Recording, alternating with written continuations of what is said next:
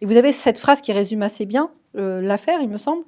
Vous dites, je vous cite, qu'on assiste donc à une scénographie médiatique du littéraire à travers laquelle la disqualification nationale algérienne devient un argument de qualification au sein de la nation littéraire française. Oui, ce sont vraiment des situations très complexes, mais qui, encore une fois, peuvent vraiment être compris comme des effets de domination. Les effets de domination, typiquement, c'est le fait, par exemple, de recomposer la problématique de la loyauté. À qui est-ce qu'un auteur algérien doit être loyal?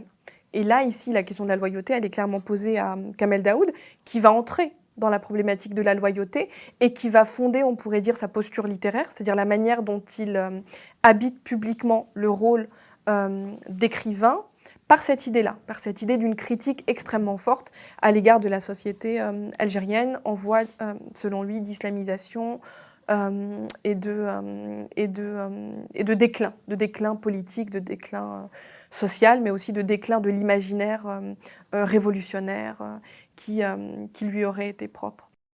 Mais je pense aussi que la trajectoire de Kamel Daoud, elle est aussi très fortement portée par un champ littéraire qui, historiquement, est plutôt situé à droite et qui, ces dernières années, s'est très fortement droitisé, on pourrait dire, du fait d'une forme de proposition littéraire à gauche ou de capacité à assumer une responsabilité politique à gauche qui était plus faible, en tout cas qui date d'une autre période.